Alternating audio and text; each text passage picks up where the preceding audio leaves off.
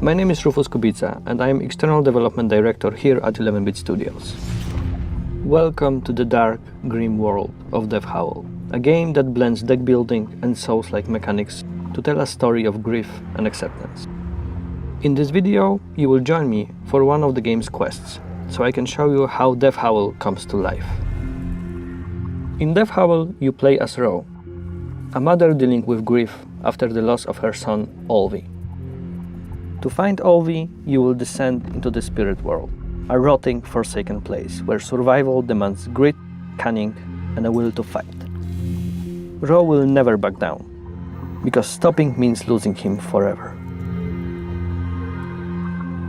What you will see here is just a small glimpse of what's in the full game, which has 13 biomes and over 30 enemy types to challenge you.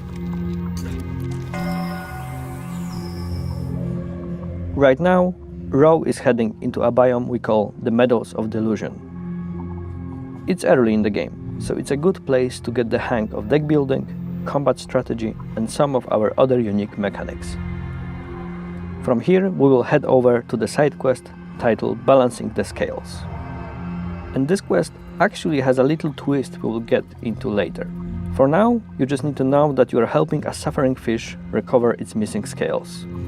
To find them, you will explore the biome and fight enemies in turn-based, grid-based battles, the core of the Howl experience. Start by placing Howl on the grid. Identify the enemies you will face and think about the possible opening moves before you lock it in. From here on, every turn counts. Each turn, you and your opponents take actions on the tactical grid. Every mana point moves Howl one square, or you can spend it to play cards from your deck.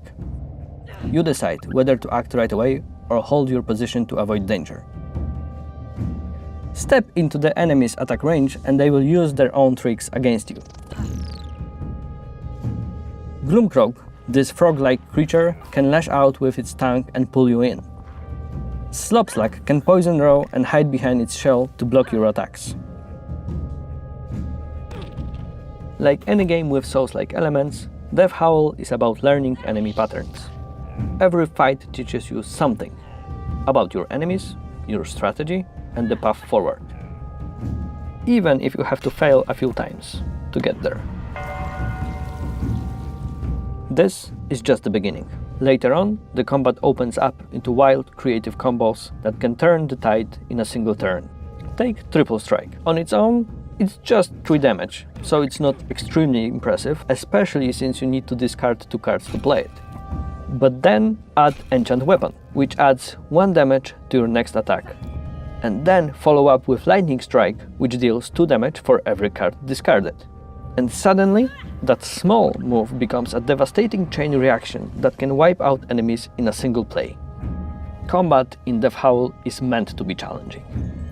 In every fight, you are juggling movement, ranged and melee attacks, enemy positioning, and what attacks may be used next. Understanding your enemies is key, and rethinking your approach to a tough fight is part of the experience. After a battle, pick up any dropped materials, and in a few moments we will show you how it influences your deck.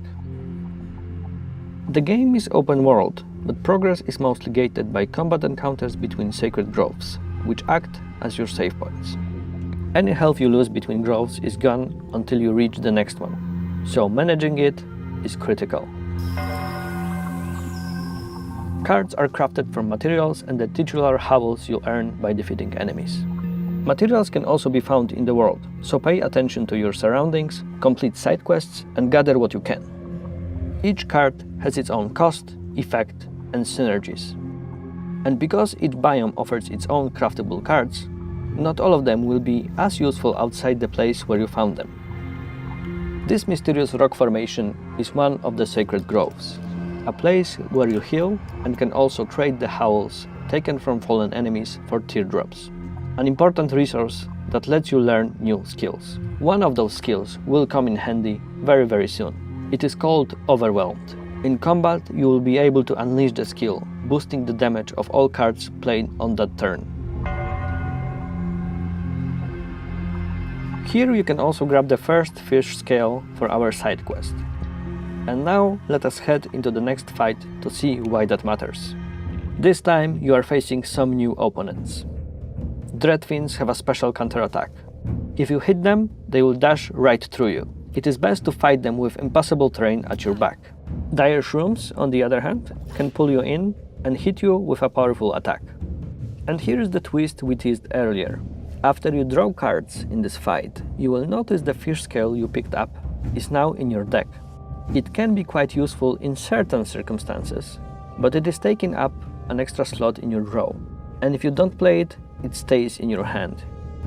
Add in other surplus cards like Wound, inflicted by certain attacks, and your deck can get clogged pretty fast. This is where Overwhelmed can become particularly useful. It adds 1 damage to every attack on this turn, which can make up for the cards that are missing in your hand due to having fish scales. Using cards like Aim for the Heart, which is available early on in the game and which is dealing 3 damage, can become a lethal tactic thanks to the little bit of extra power coming from Overwhelmed.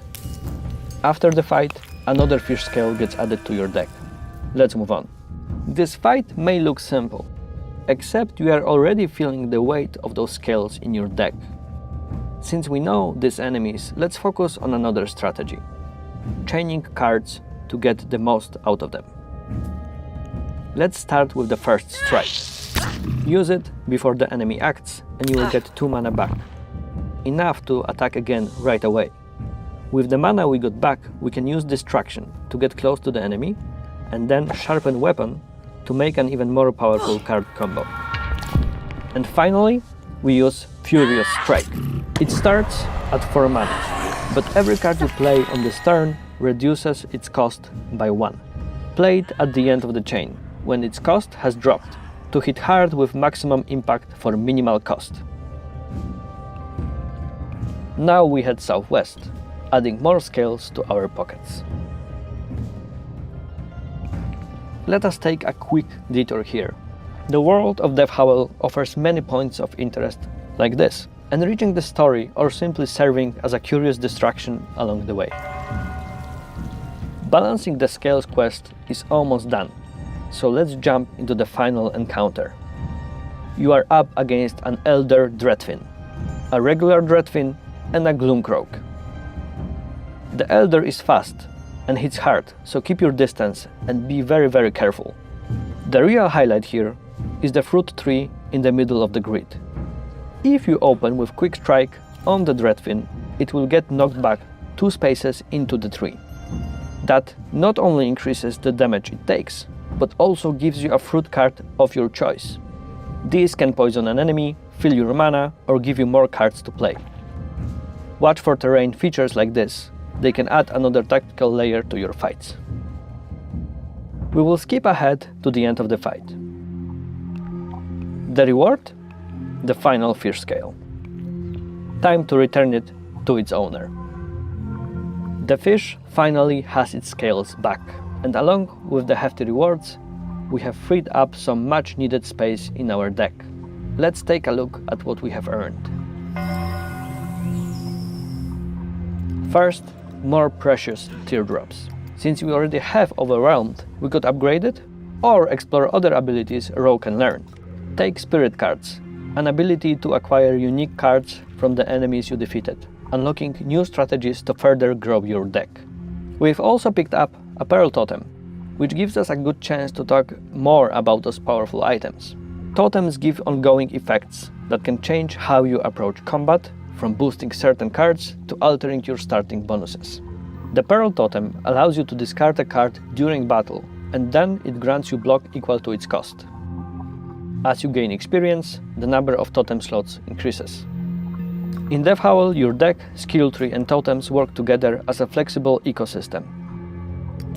Tweak one, and your whole strategy can shift. The Meadows of Delusion are just one step in Ro's spiritual journey. Here, you learn that every card, every totem, and every choice shapes your survival in the eerie spirit world you must cross to reclaim your sun. What happens in the end? Well, you can discover for yourself in the full game.